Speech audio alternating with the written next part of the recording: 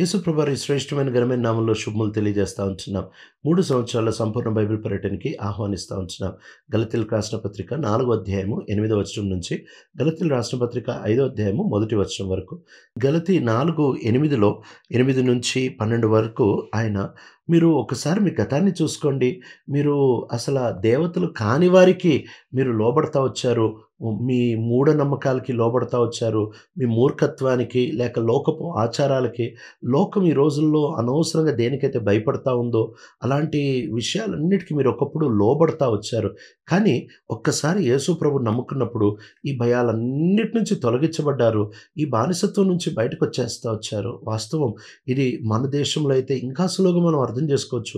పలానా రోజు ఇది చేయకూడదు, ఇది చేస్తే ఇది అవుద్ది, ఇది చేస్తే మంచి కలిసి రాదు, ఇది చేస్తే అనుకూలమైంది కాదు, లేక ఇది చేస్తే శని వస్తుంది, లేక అపాయం జరుగుతుంది. ఇలాంటి భయాలన్నిటికీ మనం యేసు ప్రభువుని నమ్ముకోక మునుపు అన్యులుగా ఉంటున్నప్పుడు దానికి బానిసలుగా ఉంటా వచ్చారు. కానీ ఇప్పుడు యేసు ప్రభువుని నమ్ముకున్న తర్వాత ఇంకా ఈ భయాలేం లేవు కదా, పూర్తిగా వాటి నుంచి విడిపించబడతా వచ్చారు కదా అని గుర్తు చేస్తూ ఉంటున్నాడు. వీటిలన్నిటి నుంచి బయటికి విడిపించబడి ఈ మూఢనమ్మకాలు, ఈ ఈ యొక్క పాత భయాలు, ఈ అనవసరమైన ఆందోళనలు, వీటిలన్నిటికీ గురవుతున్న మీరు యేసుప్రభుని నమ్ముకున్నప్పుడు బయటకు వచ్చేసారు.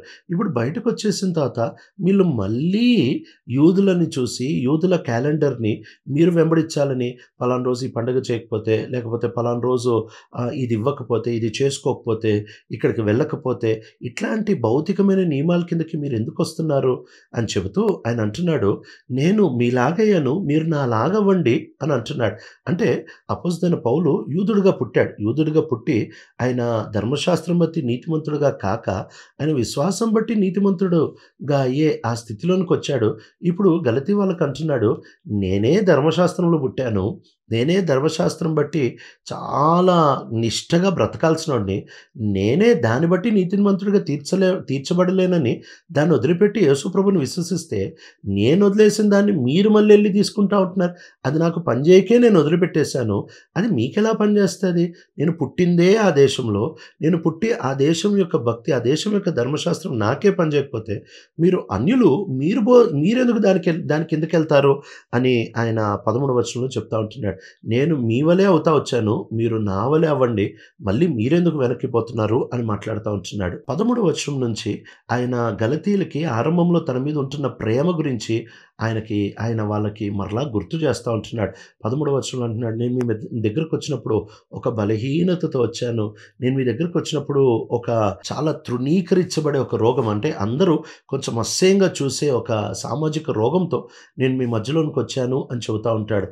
మెటుకి బైబిల్ పండితుల అభిప్రాయాలు ఎన్నో రోగాలు, కొంతమంది కంటి రోగం అంటారు, కొంతమంది ఆయనకి మూర్ఛ రోగం ఉంటా వచ్చింది అని అంటారు, కొంతమంది ఆయనకి అంతకంటే ముందు పుంపుల్య ప్రాంతాలకి వెళ్ళాడు కాబట్టి అక్కడ బాగా పచ్చిగా ఉండే ప్రాంతాలు కనుక అక్కడ మలేరియా వచ్చుంటుందేమో. ఇప్పుడు గలతీ ఉన్నత స్థానంలో ఉంటుంది కాబట్టి అక్కడ మలేరియా దోమలు తక్కువగా ఉంటాయి కాబట్టి అక్కడికి వచ్చాడని అనుకుంటారు. మెట్టుకి చాలా రకాల అవగాహనలు, చాలా అభిప్రాయాలు ఉన్నాయి. కానీ ఇదే కడాఖండితమని ఏది మనము నొక్కి చెప్పలేం. మెట్టుకి ఆయన అక్కడ నొక్కి చెప్పాలనుకుంటుంది ఏంటంటే, అలాంటి పరిస్థితుల్లో, అంటే నన్ను చూసినప్పుడు నేను ఒక రోగిగా కనిపిస్తూ ఉంటున్నాను, అంత నన్ను స్వీకరించడానికి నేను అనుకూలంగా లేని పరిస్థితిలో మీరు నన్ను ఎంత హాయిగా, ఎంత చక్కగా స్వీకరించేస్తా వచ్చారు. మీరు నన్ను దేవుని దూతను స్వీకరించినట్లు, అసలు యేసు ప్రభువుని డైరెక్ట్గా వస్తే ఎట్లా స్వీకరిస్తారో మీరు నన్ను అట్లా స్వీకరించారు. అంటే ఆయన అంతకుముందు లిస్ట్రా ప్రాంతాలకి వెళ్ళినప్పుడు అక్కడ బర్నబా, పౌలు అక్కడికి వెళ్ళినప్పుడు వాళ్ళని దేవతలుగా చూస్తూ వచ్చారు కనుక మీరు మమ్మల్ని అంత చక్కగా స్వీకరించారు. కానీ ఈరోజు చూస్తూ వచ్చినట్లయితే మీరు మా నుంచి దూరం అయిపోతూ ఉంటున్నారు, ఈరోజు మమ్మల్ని తృణీకరిస్తూ ఉంటున్నారు. ఆ రోజు మీరు నన్ను ఎంత ప్రేమించారంటే అవసరమైతే మీ కళ్ళు పీకి నాకు ఇచ్చేయడానికి ఇష్టపడతా వచ్చారు. అంటే ఇది వాస్తవంగా అక్షరానుసారంగా తీసుకోలేము, కానీ మీరు నా కొరకు ఎంత దూరమన్నా వెళ్ళడానికి సిద్ధంగా ఉన్నారు, మీరు నా కొరకు ఎంతన్నా ప్రయాసపడడానికి సిద్ధంగా ఉన్నారు అనే ఆ మనసుని తెలియజేస్తూ ఉంటున్నాడు. ఇప్పుడు నేను మీకు ఇంతకాలం సత్యం చెప్పినందుకు మీరు నన్ను ఒక శత్రువులాగా చూస్తున్నారా అని చెప్పి ఇప్పుడు వారిని ప్రభావితం చేస్తున్న ఈ అబద్ధ బోధకులు, లేక ఈ యూదా మతస్థులు, వారి గురించి ఆయన మాట్లాడుతూ అంటున్నాడు, వీళ్ళు ఎట్లన్నా మిమ్మల్ని నన్ను వేరు చేయాలనుకుంటున్నారు. ఎందుకంటే ఒక్కసారి వీళ్ళు మిమ్మల్ని నన్ను వేరు చేస్తారంటే ఇంకా వాళ్ళ పనికిమాలిన బోధలు లేక వారి యొక్క తప్పుడు సిద్ధాంతాలన్నీ సులువుగా మీకు నేర్పించుకోగలరు కాబట్టి వాళ్ళు ఎట్లైనా మిమ్మల్ని నన్ను వేరు చేయాలనుకుంటున్నారు. వాళ్ళు సత్య మార్గంలోనికి తీసుకెళ్లకుండా సులువైన మార్గంలోనికి మిమ్మల్ని తీసుకెళ్తున్నారు. మీకు ఇది కూడా అర్థం కావట్లేదా అని వాళ్ళని హెచ్చరిస్తున్నాడు. వాళ్ళని గుర్తు చేస్తూ ఉంటున్నాడు. ఒకప్పుడు వాళ్ళని ఎట్లా స్వీకరించారు, ఈరోజు ఎందుకు ఇంత దూరం అయిపోతా వచ్చారు అని చాలా బాధతో రాస్తూ అంటున్నాడు. నేను మరలా మీ కొరకు ప్రసవ వేదన పడుతున్నాను అని అంటాడు. మరలా అంటే ఇంతకు ముందు ప్రసవ వేదన పడ్డాడని. ఇంతకు ముందు ఆయన ప్రసవ వేదన ఎందుకు పడ్డాడు అని అంటే వీళ్ళని ఎట్లన్నా ప్రభు కొరకు వీళ్ళని విగ్రహాల నుంచి అన్య దేవతల నుంచి వీళ్ళని యేసు ప్రభువు దగ్గరికి తీసుకొని రావడానికి ప్రసవ వేదన పడ్డాడు. ఈ ప్రసవ వేదన బహుశా ఆయన రోగం కావచ్చు, లేకపోతే ఆయన యొక్క శ్రమలు కావచ్చు, లేక ఆయన ప్రార్థనలు కావచ్చు, లేక వారికి సువార్త చెప్పడంలో వచ్చే కష్టాలు కావచ్చు. ఇవి ఏవైనా కానీ మనకు తెలియదు. మెట్టుకి ప్రసవ వేదన పడ్డాడు విగ్రహాల నుంచి యేసు దగ్గర నడిపించడానికి. ఇప్పుడు మరలా ప్రసవ వేదన పడుతున్నాడు. ఎందుకు అనంటే స్వనీతి నుంచి యేసు దగ్గరకు తీసుకొని రావడానికి మరలా ప్రసవ వేదన పడుతున్నా అని అంటున్నాడు. అంటే పౌలు ఎంత మిక్కిలి ప్రేమ, మిక్కిలి మనస్సు వీరిపై ఆయన కలిగి ఉంటా వచ్చాడు. ఆయన అంటున్నాడు, నేను మీ దగ్గర ఉంటే అసలు నా గొంతునే మార్చేసేవాడిని, అంటే గట్టిగా మాట్లాడేవాడిని, మీకు అర్థమయ్యేటట్టు మాట్లాడేవాడిని, అసలు నేను చాలా అయోమయంలో ఉన్నాను, మీ పరిస్థితి నాకు అర్థం కావట్లేదు అని రాస్తున్నాడు. ఆ తర్వాత ఆయన ఇప్పుడు ఒక ఉదాహరణ ద్వారా మీతో మాట్లాడతాను అని అంటున్నాడు. ఇప్పటికీ ఆయన మొదట వారి అనుభవం నుంచి మాట్లాడు, రెండోది లేఖనాల నుంచి మాట్లాడు, 3 ధర్మశాస్త్రం చేతగాందని మాట్లాడుతూ వచ్చాడు, 4 అనుదినము జరుగుతున్న వ్యవహారాల్లో నుంచి మాట్లాడాడు. ఆ తర్వాత బ్రతిమాలుకుంటున్నాడు ఈ అధ్యాయంలో. ఇప్పుడు 6వదిగా ఆయన ఒక అలంకార భాషలో ఆయన మాట్లాడుతూ ఉంటున్నాడు. అలంకార భాషలో ఆయన మాట్లాడుతూ అంటున్నాడు, అబ్రహాంకి 2 ద్వారా పిల్లలు కంటా వచ్చారు. ఒకటి హాగరు అనే దాసి ద్వారా ఒక కుమారుడిని కంటా వచ్చాడు. కనుక ఈ హాగరు అనే ఈ దాసి ఆమె సామాన్యంగా ఎట్లయితే ఒక స్త్రీ సహజంగా పిల్లల్ని కంటాదో అట్లా ఆమె సరైన వయసులో ఉంటా వచ్చింది కనుక సహజంగా ఒక కుమారుడిని కంటా వచ్చింది అంతే. అయితే శారా ఒక కుమారుణ్ణి కంటా వచ్చింది. శారా దాసి కాదు, శారా స్వేచ్ఛ కలిగిన స్త్రీ.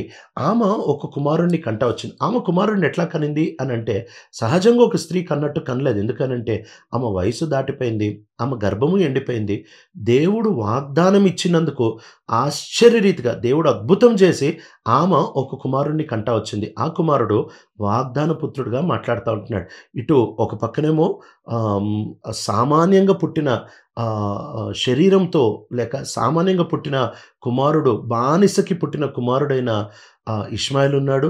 ఇంకో పక్కనేమో వాగ్దానానికి పుట్టి అసాధ్యము, సామాన్యంగా పుట్టలేదు, అసాధ్యమే కానీ వాగ్దానం బట్టి దేవుడు పుట్టించిన కుమారుడైన ఇస్సాకు. వీళ్ళిద్దరిని పోల్చి ఆయన చెబుతూ ఉంటున్నాడు, హాగరు అనే ఆమె దాసి, ఆ దాసిని వెళ్ళిపోమంటే వెళ్ళిపోవాలి, ఆ దాసికి ఏ స్వేచ్ఛ లేదు, ఆ దాసి కుమారుడికి ఏ హక్కు లేదు. దేవుడే చెప్తా వచ్చాడు, ఆ దాసికి కానీ తన కుమారుడికి కానీ ఉండడానికి వీల్లేదు. వాళ్ళని ఎల్లగొట్టేసి వాళ్ళకి ఈ స్వాస్యంలో, ఈ వాగ్దానంలో కానీ ఈ స్వాస్యంలో కానీ అబ్రహాము ఆస్తిలో కానీ అబ్రహాము నిబంధనలో కానీ వారికి ఏ పాలు లేదు అని వెళ్ళగొట్టిచ్చేస్తా వచ్చాడు.